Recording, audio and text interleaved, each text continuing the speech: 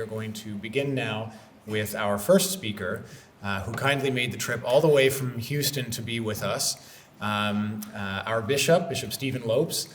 And he doesn't need much more introduction. There are some bios in the program and other information about the conference in the program, but the bishop only has until 10 o'clock, at which point we have to cross the street for matins. And so without any further ado, I will pass it off to His Grace, Bishop Lopes.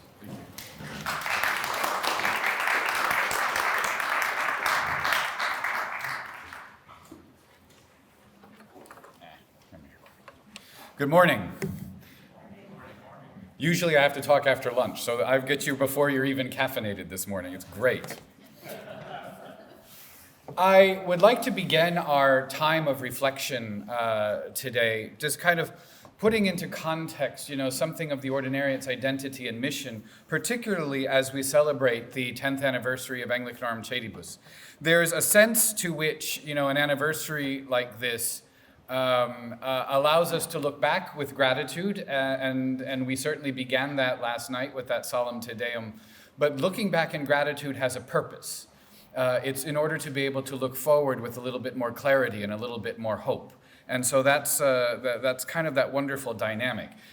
One of the WAGs, one of the ordinariate priests, put it to me this way: it's what we have done and what we have failed to do, or what we have done and what we have yet to do. So that's kind of that sense of of this kind of anniversary trajectory that we're on, which is why, by the way, the anniversary celebration is meant to not just be a day, but it's meant to be this whole year. And certainly the Holy Father's gift of the plenary indulgence that goes throughout the rest of the year until September 27th, which will be the liturgical celebration of Our Lady of Walsingham, is an indication of that it's meant that we spend some time in this in order to be able to better discern what God is doing and then give ourselves over to His will all the more.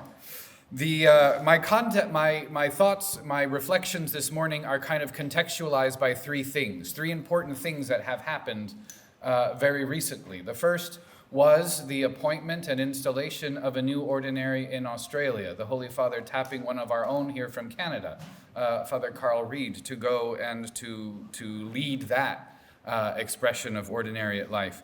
Another was a very successful conference held by the Congregation for the Doctrine of the Faith in Rome earlier in October, in which, at the high level, if you will, at the Vatican level, certain aspects of our life, of our pastoral life, our canonical life, our liturgical life, were kind of examined and discussed. And then we had, just on the heels of that, our annual clergy assembly. This year it was held in Chicago at Mundelein Seminary, and a number of the fathers were talking about it being perhaps the best one we've had. And just a renewed sense of identity and commitment to mission among the priests. That there's emerging a clarity about where we need to be going in the ordinariate of the chair of St. Peter. Because we are, in a very real sense, coming to maturity. I mean, that you see that in the appointment of Monsignor Reed. In a certain sense, we don't have our own stuff together yet quite, and yet the church is asking us, despite not having everything in order, every I dotted, every T crossed, every community provided for, we're being asked to share leadership and share resources with the other ordinariates. Well, that's a challenge. Certainly, his departure creates a vacuum, but in another way, it's an affirmation that the Holy See understands that what's been going on in the ordinariate in North America is good. And not only is it good, it has produced a vision that can be then brought somewhere else, brought to bear even as far as Australia. The focus, if you will, that you're going to hear me, this is going to be the mantra: identity and mission, identity and mission. This is what our priests are talking about. And it's slightly different language, perhaps, than we've used over the last 10 years, when we've talked about almost exclusively what is our patrimony. What are these wonderful traditions that we bring into the Catholic Church? And that was a way of asking the identity question. But the identity question leads us directly into an understanding of what our mission is now as Catholics, who we are, identity, feeds, contextualizes, gives directions to what we do, mission. And it's a reciprocal relationship. It's a reciprocal relationship because it's a focus no longer just on survival, which was so much of ordinariate life right at the beginning, right? Surviving. and yet now it's about growing, it's about developing, it's about putting down a foundation, stabilizing, evangelizing, drawing others in from that perspective. Well, that mission, it flows directly out of who we are. What we do, it comes second. But here's the thing about patrimony. This accent on identity and mission is broader, I would say, and therefore I would say more fruitful than just saying, well, what is our patrimony? Because here's the thing about patrimony. You and I don't define it. That's not our job. I mean, we have some ideas about it, certainly, but ultimately, for patrimony to be lasting, for a patrimony to be truly kind of taken up and celebrated, it is the church who defines it.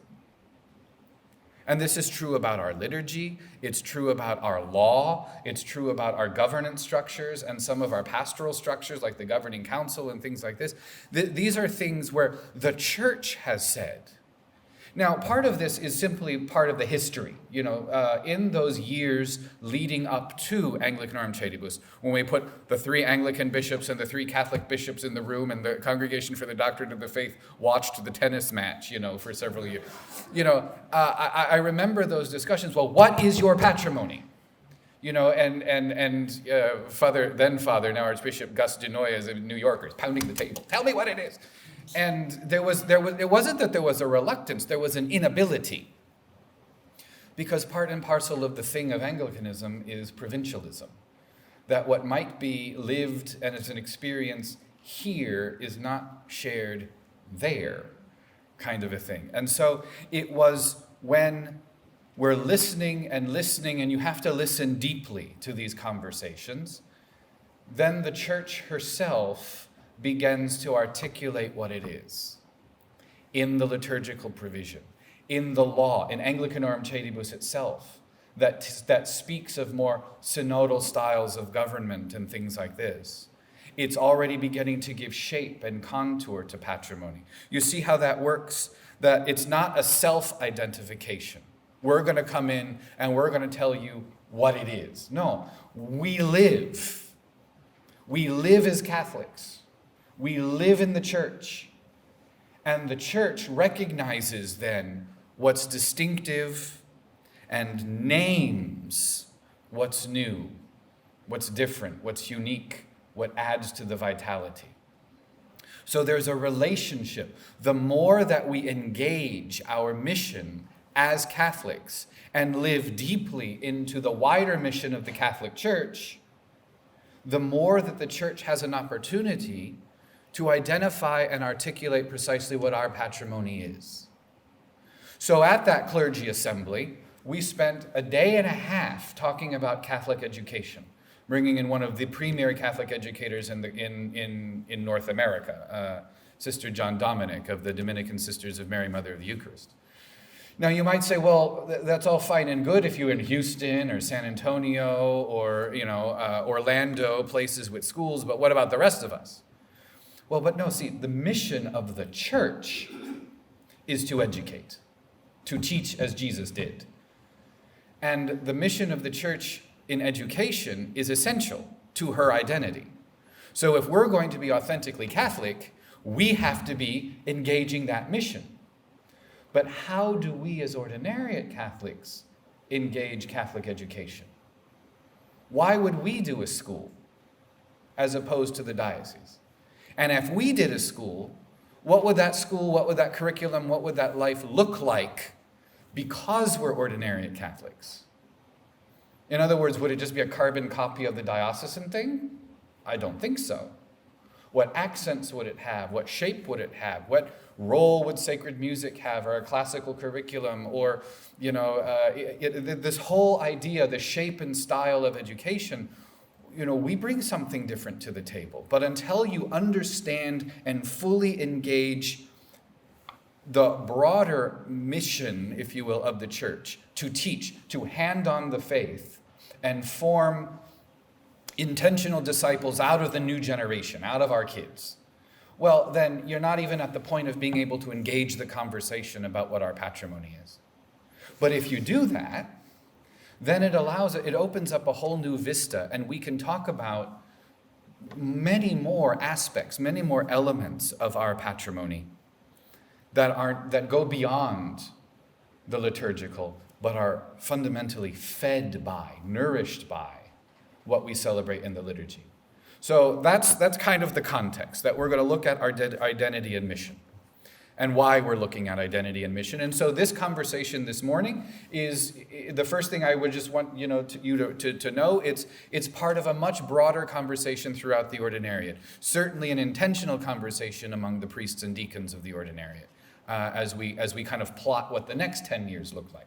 But let's talk about some things in terms of identity and mission. When you look at the identity of the ordinariate, when you look at what the ordinariate looks like in Canada, in the United States. I'm going to leave England and Australia largely aside because it's not for me to talk about them. One of the things that you identify immediately, experientially, is fragility. There's some fragility to this thing yet. I mean, we've done a great job in these 10 years, but that fragility is still experienced. Communities remain small. Finances remain tight. Resources are scarce. Personnel is hard to come by. There's a lot of head scratching. How do we grow? And some of I'm going to pick on Father Tilley, if I may, for a minute. When I went up to the first time I visited Good Shepherd in Oshawa, I think there were about 9 parishioners. And I'm thinking to myself, oh, good Lord, I'm driving up there. I mean, even our Lord started with 12. I mean, one of them was a dud, but hey, the rest of the 11 worked out well. And yet what a wonderful experience it was, because we had a very beautiful mass. You walk into the church in Oshawa. Has anybody, who's from Toronto? If you're from Toronto and not gone to Good Shepherd in Oshawa, go, by all means, go see it. It's a marvelous experience. So you walk into a church. Now, I've been in a lot of churches, right? What do I notice? You could eat off the floor. The place was so clean. The sacristy was very, very well appointed and stocked. Care had been taken. Those 9 people, they own their building. They rent out the undercroft to the church, to a ministry to at-risk youth. They managed to pay their organist, they managed to pay something to the priest, probably not much, but something to the priest. And now, now these couple of years later, when we're talking about when I'm going to make my next visit this year, he's got about 26, 27 on a Sunday. Well, that's tripling the size of his congregation. What church in Canada has done that? 26, 27, objectively, comparatively, does it seem small? Yes, but who cares? If those souls are being fed and are coming to understand God and themselves better, and therefore contributing to the life of the church there, they are growing. They are growing statistically at a very high rate. So it's not just a warning. Fragility is not just a warning that, we have to be careful, otherwise we'll lose this. It is that. Let's be honest. But it's more. There is a deep spiritual side to that experience of fragility. One that Israel had to learn again and again and again in the desert. There is a sense to which the ordinariate needs to embrace the existential experience of fragility as Exodus spirituality. Because all through that journey in the desert, it was one day. You had to go out and gather your manna every day. God gave it to you, but he only gave you enough for one day. And so that sense of walking with the Lord, learning to rely on him, they didn't know where they were actually going, which is, part of the problem, why it lasts 40 years. To rely on him and not take him for granted because they're relying on their own thing. I mean, we all know the cautionary tale at the other end. When you think of the Episcopal churches, particularly in the United States, a wealthier church you will not find. They are endowed until Christ comes again. But they don't have any people. So they have all of the stability in the world. They have the greatest pension fund in North America, full on stop, larger than several governments, I would point out. And yet, where's the vitality? Where's the discipleship? Where's the reliance on the Lord? We talk about the bleed, we talk about the sclerosis, we talk about all of these things, but what we're talking about is a spiritual problem. We have the benefit of not having those resources for now. So learn what we need to learn in this experience of it, because it's true. Fear, and the fear of the desert, I'm just going to stay with the Israel image, can be the howling winds and the dark of night and the strange sounds and everything like this. And fear can be an overwhelming thing. And there are several of our communities that are having that tendency towards fear. At the same time, that unease, that discomfort, that insufficiency that we experience in our parishes can push us into action, can make us take very seriously that there's no sliding in the ordinariate. There's no floating along. There's no being one of 6,000 people in this parish, and so it's enough that I give $2 in the collection plate. You can't do that.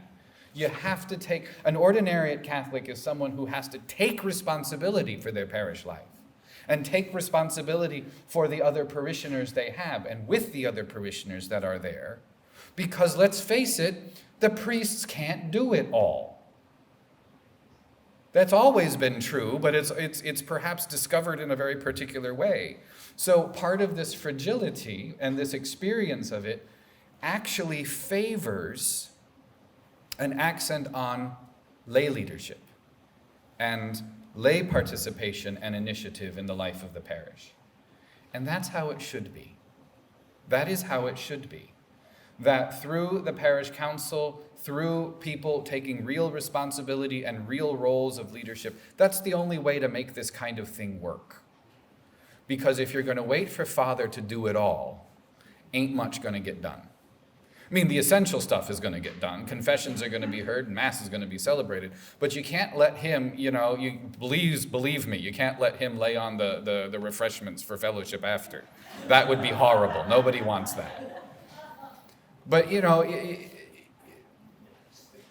to engage that sense, that recovery of a sense of a real lay apostolate. See, what the life of the church is supposed to be is your priests are there for you.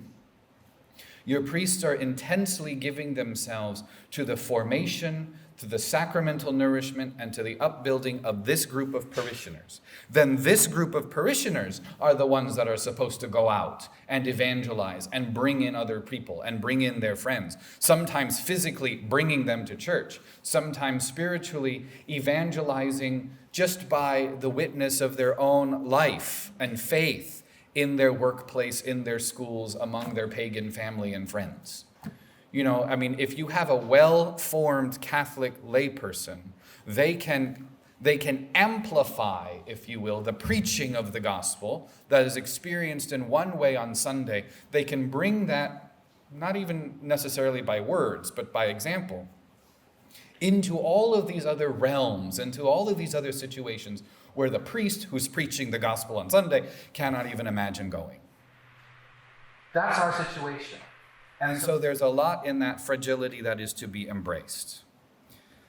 So that's one thing. Another thing is kind of the way that our own, I've called it ecclesial profile, has grown and developed? How are we seen? How are we viewed in the church, by the church? In other words, by other Catholics. Because at the beginning, you've all experienced it. You belong to what? And, or my great line that I love, the ordinariate of the chair of St. Peter. No person involved in marketing had anything to do with what we're named. Because you take one abstract concept, ordinariate, and you slap it onto another abstract concept, the chair of St. Peter, and try to fit it on a business card. There's a lot of natural misunderstanding. And I'll tell you what, it annoys me when our priests whine about that. I went a different way, didn't I? Why? Because misunderstanding opens up the possibility of a conversation. Where do you go? I go to St. Patrick's Parish. The conversation ends because I may not have been to St. Patrick's Parish, but I know what St. Patrick's Parish is, right? Oh, I belong to the ordinary, the chair of St. Peter. Well, let me tell you about that. The conversation continues. That there is an opportunity for real evangelization, for real catechesis, for real sharing, even with brothers and sisters in the Catholic Church, that there is something more in the Catholic Church than maybe what they experience day to day. That there is a breadth, a width, a depth, and a vitality that they have yet to experience. Father Raymond de Souza, who was at Mass last night, is having his wild and wonderful weekend, as he described it, because he was with us last night, and he's with the Syro-Malankara community today.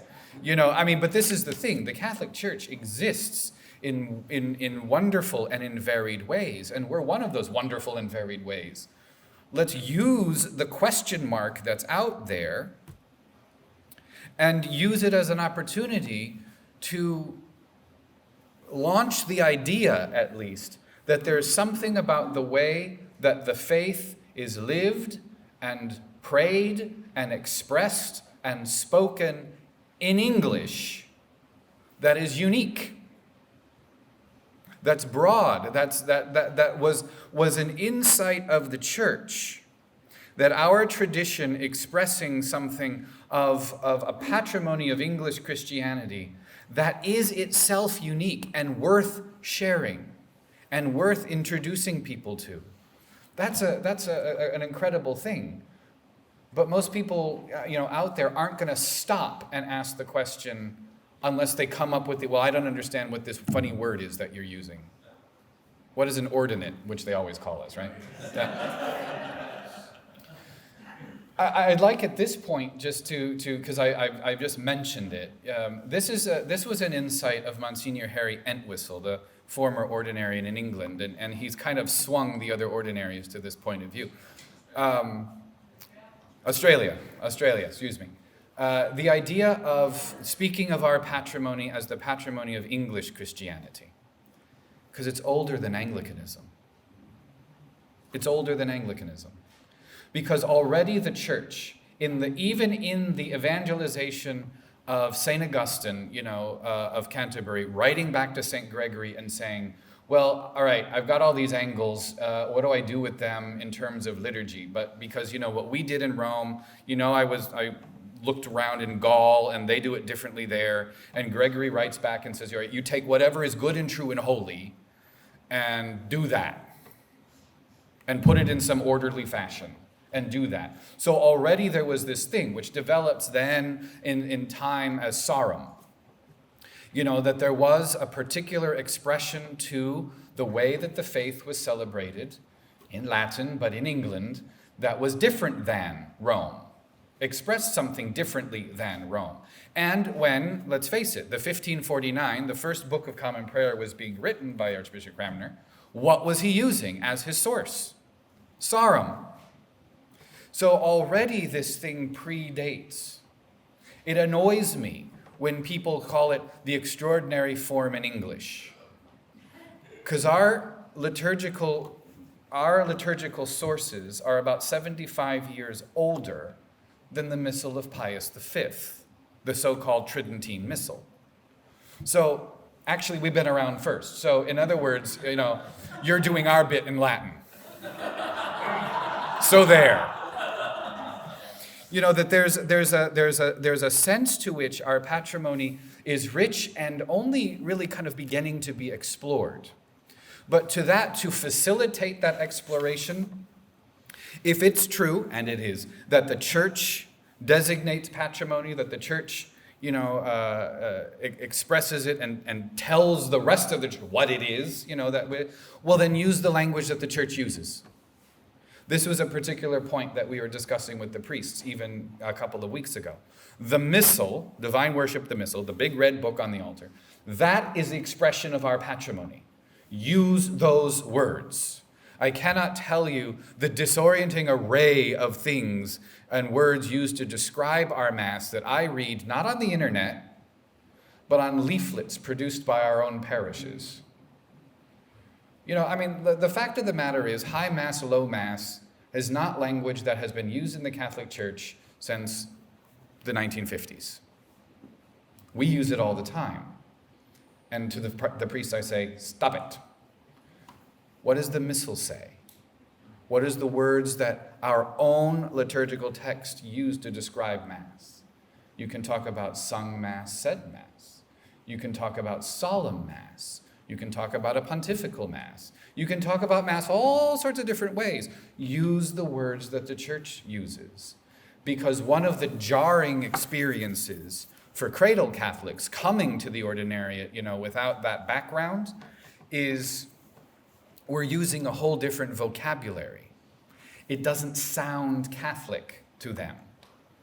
Because very few of them would have been adults. You could be kids, but adults when the church was using the language like sometimes what we use. So to use the clarity of language is an important way of advancing that mission and that identity, because it doesn't, first of all, scare them away in a heartbeat. There's been a tremendous change in the last 10 years in the way that bishops approach us. In that, we kind of went from the red-headed stepchild, frankly, to, in a relatively quick time, full integration into the American Conference of Bishops, then the Canadian Conference of Bishops.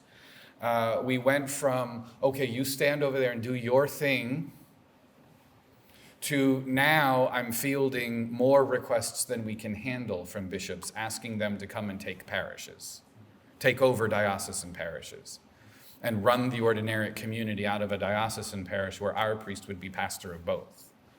We have just started that in Kansas City and in Washington, D.C. this year, and we have 2 lined up for next year. So to understand where our place is in the church, it's at the center. It's at the center of things, contributing and evangelizing, and in that context, growing. That's where we're meant to be. So anything that sounds fringe should be avoided, because that's not who we're meant to be. Whatever our identity looks like, it isn't fringe. A liturgical patrimony is obviously a big part of who we are.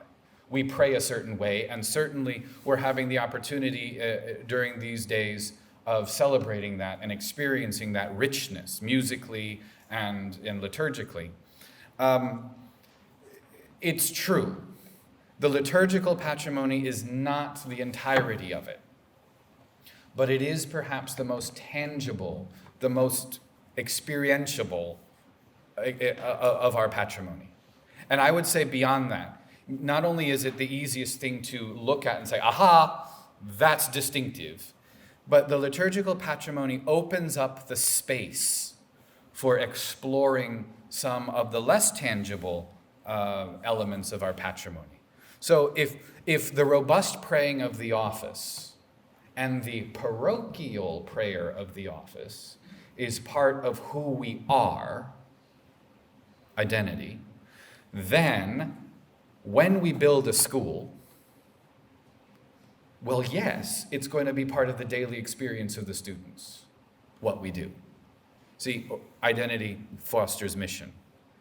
That we're going to have morning prayer and we're going to have a daily celebration of Mass. This is simply going to be part of the rhythm of the life of an ordinariate student. Why? Because it's who we are. And that arises out of the liturgical patrimony and then allows that patrimony to express itself in the way that we do formation and education of children. That they're being raised with these biblical cadences and with this way of speaking and with this way of imagining, because that richness of the language, does open up the imagination.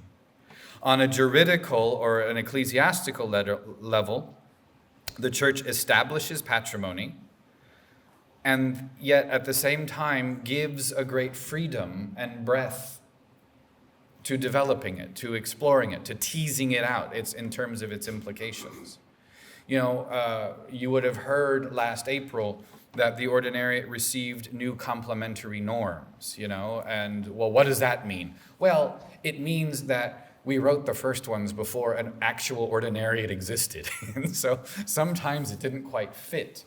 So that was the Holy See's response to a direct request from the ordinaries and from the three governing councils. We're the ones who actually sent the proposals and said, it would be much better if we said it this way. Because, and so yet they did that. And yet in that, there's actually a great yet to be discovered experience, because there's more in there. There's more in the legal framework for the ordinariate than we've lived into yet. We're just starting, for example, the House of Formation in Houston for our seminarians. It only has room for 3. But all of these sections in our legislation that talk about a proper program of priestly formation and what forming our priest alongside other candidates for the priesthood, but making sure they're firmly grounded and rooted in our rich traditions and patrimony. What does that look like? How does that, all of that's yet to be, discovered. And you sometimes you just have to discover it in the doing of it. At the pastoral level, we're 4 years now since the promulgation of the Missal. That's significant. I mean, it's a blip in the life of the church, but it's significant because we have already gone through what I have described as a process of normalization. When Father Lee is laughing because I had to have him as a tutor. When the Missal first came out, I would go to our different parishes, and I felt like very often I didn't know what to do, because the individual custom had been so vastly different at some of our communities.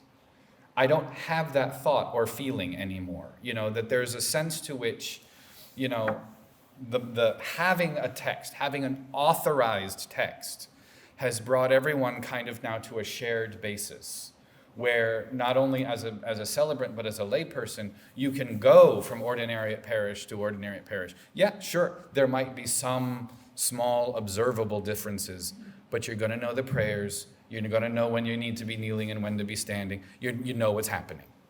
You know what's happening, and that's a real accomplishment in 4 years. That's not to be dismissed. That process of normalization, of understanding the rubrics, because let's face it, rubrics in Anglicanism are all optional or suggestive. But to get our priests to understand, no, when it says is, it is. And when it says may, now you have an opinion, Father. And it's not as simple as say the black do the red, because a lot of our red says may, because there's a real attempt to accommodate local custom, because it's so vastly different, not just on the macro level, Canada versus the United States, but even within some of those jurisdictions, those are noticeable things. But then also having finally the ability to evaluate local custom. When every parish was an island, local custom took on almost a dogmatic thing. We do it this way here. Well, why? Because it was what was setting the identity over and against, usually the diocese, over and against the surrounding thing. Now there's a much more freedom. It's like, okay, nobody's trying to kill us. So, maybe we can relax a little bit and realize that, okay, there's a better way to do that. Or we don't have to quite do every option all the time. And that's the other thing that's brand new as a Catholic liturgical principle that was lost somehow in Anglicanism, the idea of seasonality. That there's enough option given in the Missal to allow for a seasonal way of approaching these things. What do I mean by that? The summary of the law. Hear what our Lord Jesus Christ saith, thou shalt love the Lord thy God with all. In the back, there is the full Decalogue. And in the thing, it says, particularly appropriate during Lent.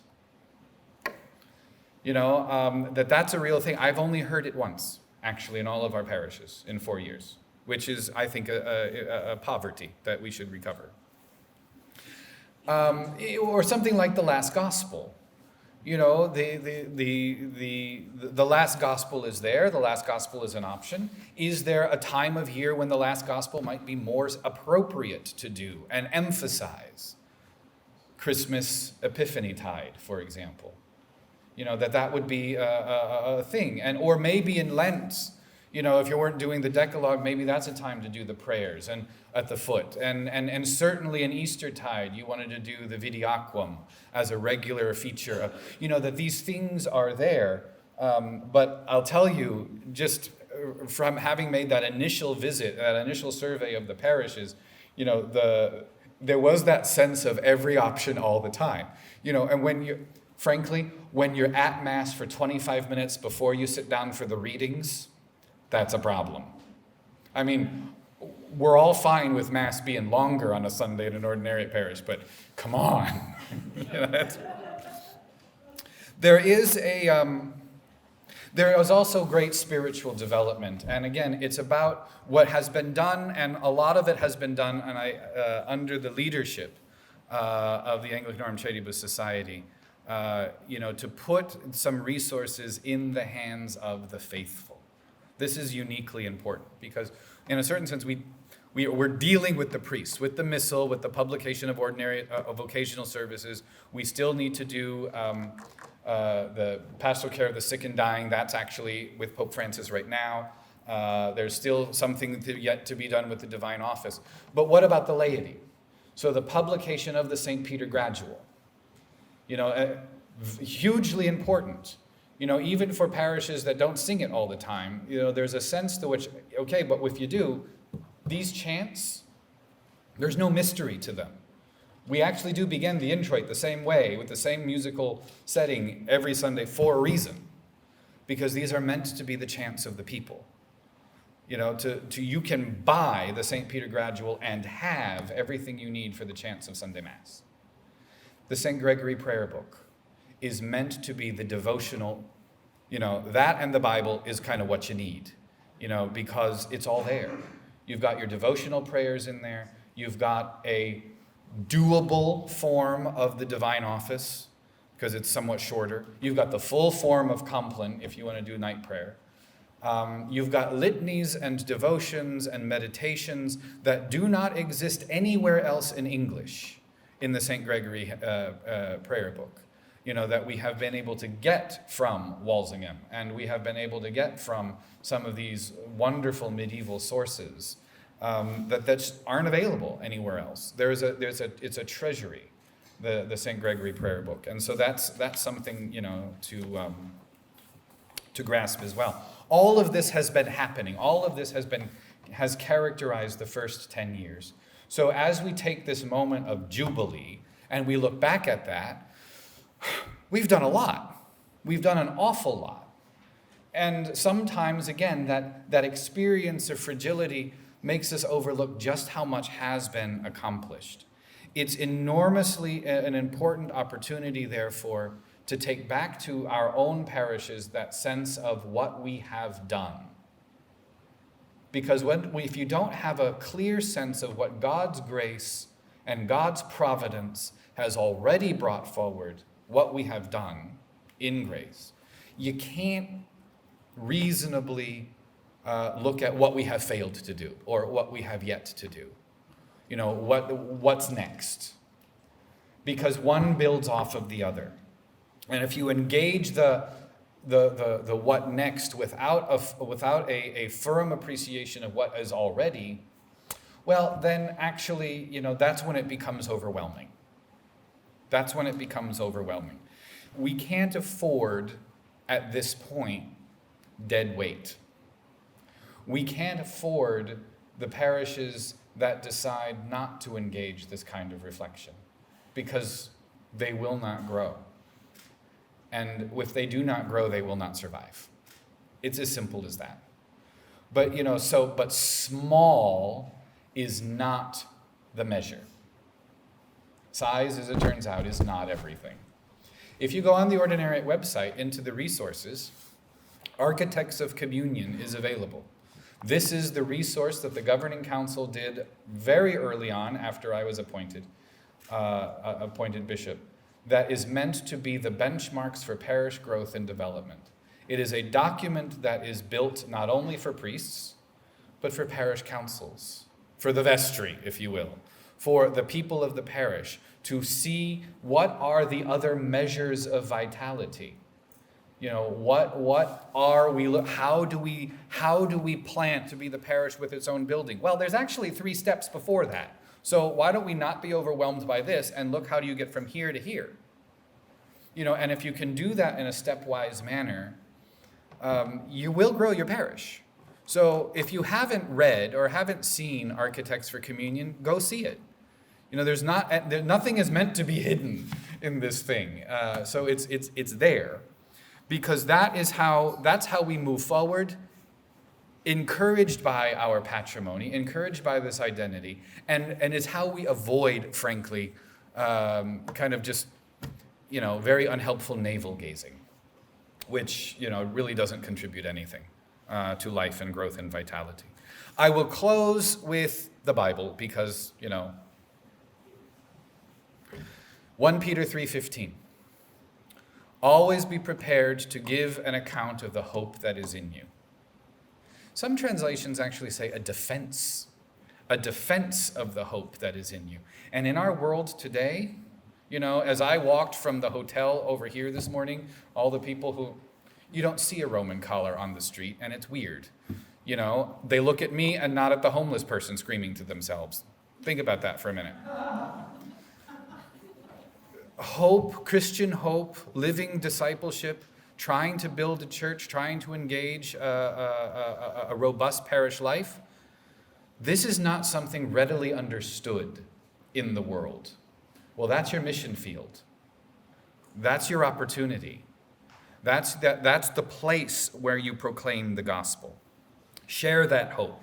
Share what has brought you to be interested enough in the ordinariate and its identity and its mission to come here to this conference and to construct a parish life where a lot of us are in less than ideal situations at a less than ideal time on a Sunday.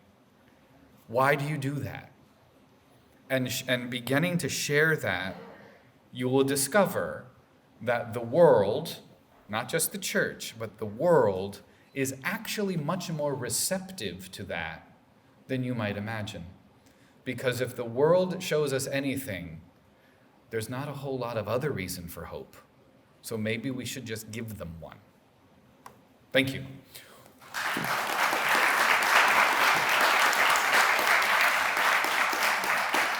We have about 10 minutes or so before y'all have to go over to church and I have to go to an airport. So if there are questions or something, I would be glad to entertain a few. Yes, ma'am. This question that I encounter often is from certain Catholics or others who the first thing they bring up is Mary Priest. Right. And I have to go through this long explanation, disabusing them of the idea that we're going to see Mary Priest in the life. Sure. Is there Sure. So the question was married priests. It's the first question that cradle Catholics will ask, and weirdly, they ask it strangely at different times, because sometimes, if for a more traditional Catholic, it's the worry that we're trying to sneak something in. This is the Trojan horse. For a more liberal Catholic, it's the great excitement. Oh, great, this is what we've, of course, neither of these things are true. Actually, the second most robust defenders of clerical celibacy that I have ever encountered are our priests. And the most robust defenders of clerical celibacy I've encountered are their wives. Because, there's a sense to which, when you're dealing with just on the sociological level, folks, when you're dealing with a small, largely Protestant, in mentality community, it's manageable. When you're ordained, one of the wives said it to me this way. She was at, obviously, the ordination of her husband, and the bishop at the ordination mass, came down in the closing procession, and she was sitting on the front row, and the bishop came over and gave her a hug and said to her, "Thank you for giving your husband to the church," and then proceeded out. And she sat there. Now, the husband had been an Episcopal priest for, 20 years or some such thing. And, now he was being ordained a Catholic priest at 60, so this was not a fresh young, vocation kind of a thing. And she thought, what an odd thing to say. And she said to me, I had absolutely no idea what that man meant. 3 months later, I understood. It's not the same. It's not the same. The demands are not the same. The expectations are not the same. The sacramental principle, for one thing, the phone doesn't ring in a Protestant rectory at 2 o'clock in the morning, because there's not sacraments to be given to a person when they're dying. There's family to be comforted, and they can be comforted as easily at 8 o'clock in the morning as at 2 o'clock in the morning.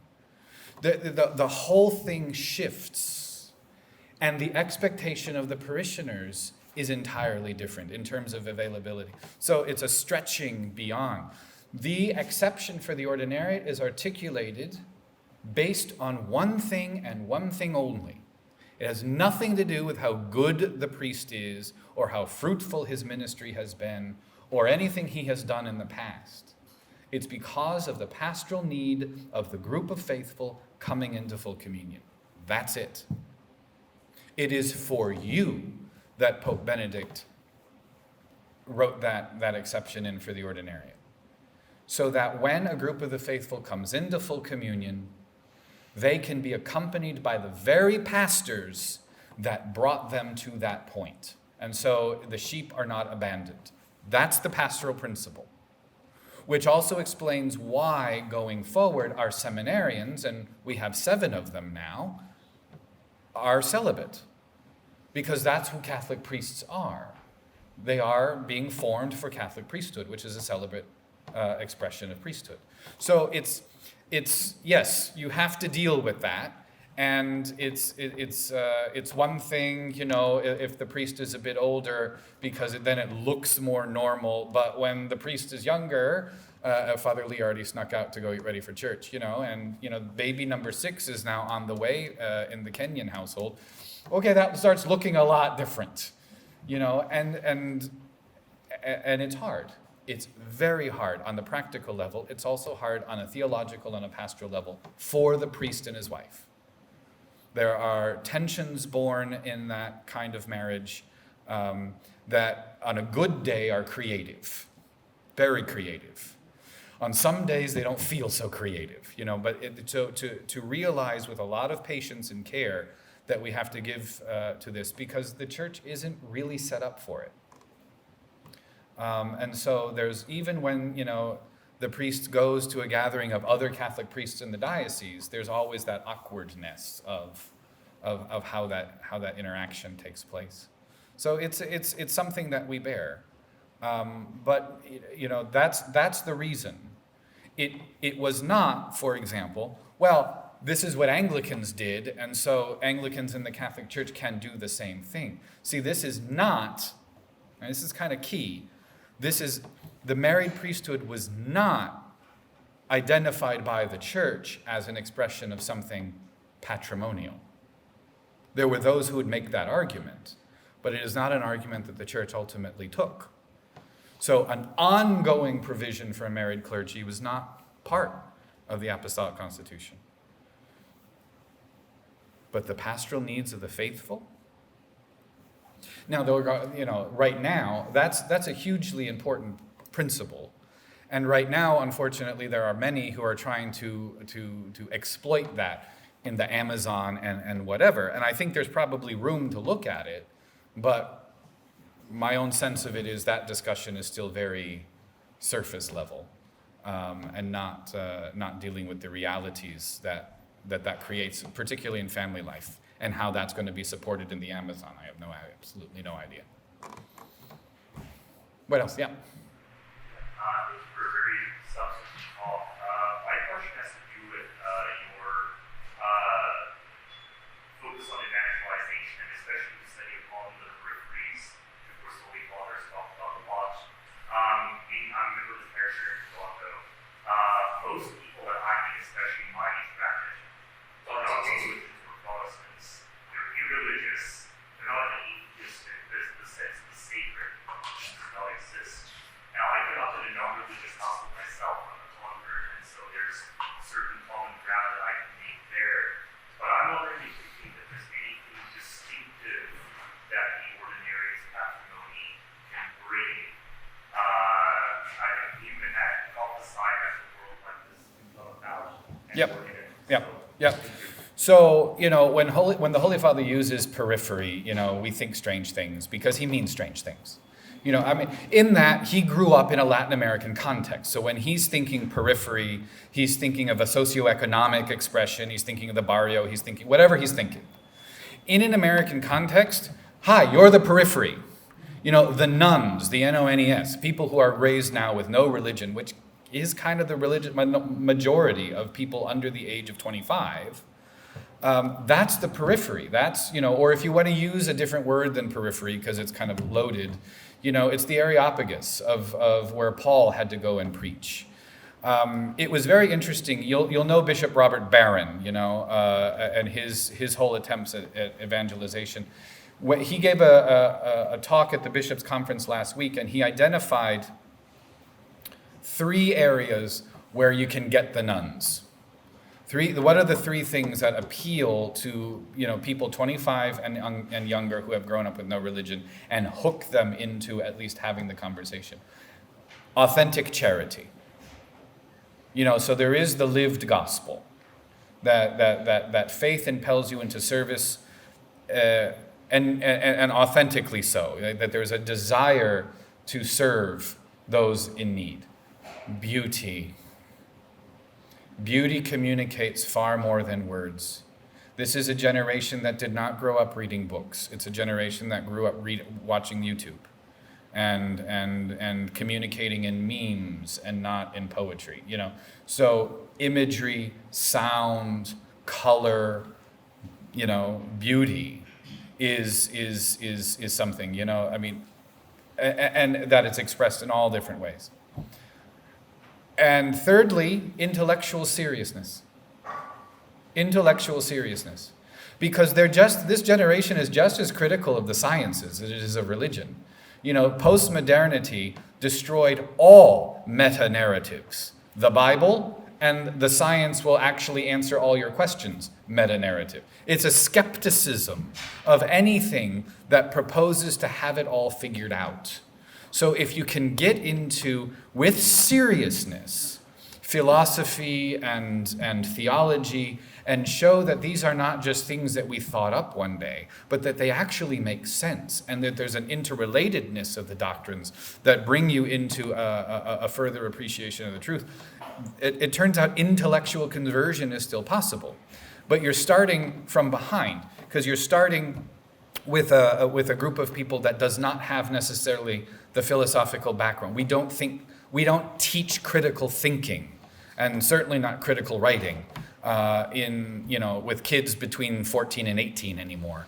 And so by the time they get to university, you're starting from scratch because you have to teach them how to think before you can teach them how to pray. But when you talk where the ordinariate can do this thing, well, as it turns out, in all three. We got the beauty thing handled, I think, if we do it right. Anglo-Catholicism has always had that very strong emphasis on direct service to the community.